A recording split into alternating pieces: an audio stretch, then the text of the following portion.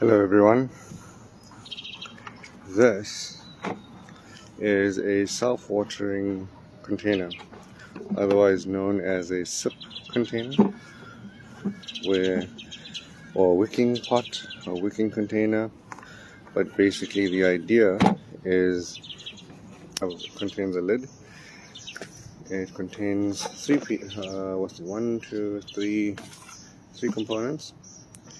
So you have the bucket itself. It's a normal paint bucket.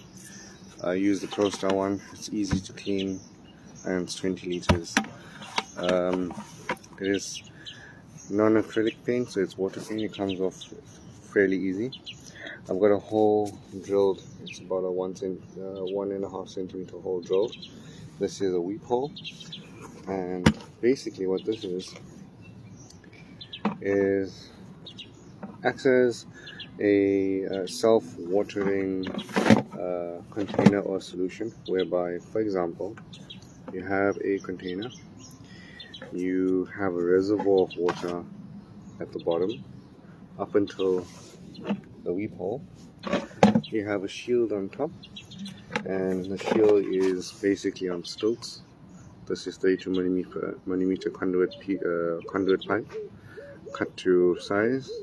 Basically it's cut to a little bit higher than the weep hole height.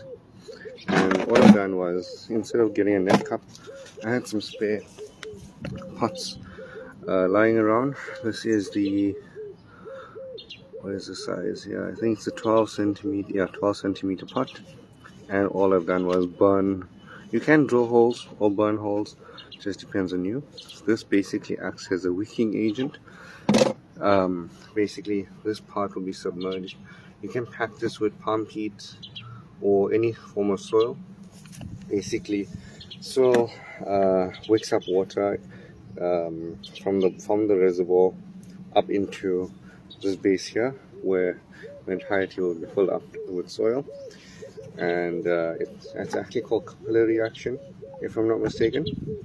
Basically you have a container that's filled with soil from this section here where I've got the marking all the way to the top, and that soil is going to either be a specialized soil that you have or normal potting mix.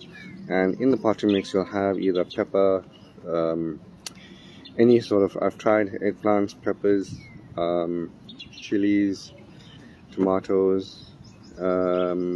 There are some I am yet to try, like your squashes, but they run, so that's a bit of a different story. So you can add in a potting mix. What will happen is, as the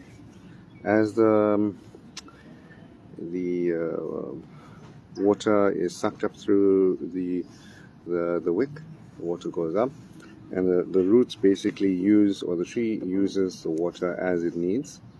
And over time the roots will actually grow into the reservoir, so you'll have, it's somewhat like a hybrid hydroponic system as well. That's for what I've noticed from last year's use. So I've used this bucket before. This will be the second year using the bucket. It's sort of a set and forget idea, where I don't have a lot of time to maintain or water the yard in that sense. And I've had a look at a lot of different methods and decided that this method is suitable for me. And also I have a 32 millimeter PVC conduit pipe here as well. All I've done was drill two holes, so one for the pipe, one for the holes. You'll notice there's a few sets of other smaller holes. Those are aeration holes, to keep a small gap of air between the reservoir and the soil, so that the roots can also breathe as well, so the plant doesn't die.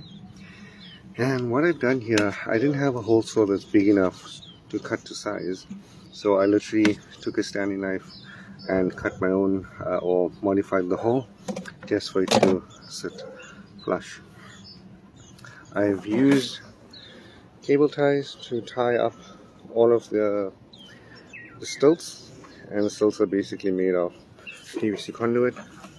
Just a point to note, the pipe that allows me to refill the reservoir is cut at a 45-degree angle, or a specific angle, so that it doesn't fall flush against the bottom, so that water is allowed to escape the tube.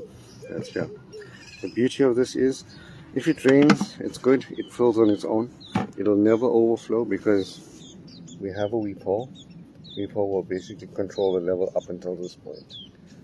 And all you need to do is basically do a dipstick every now and then just to check the reservoir if you haven't had rain in a while.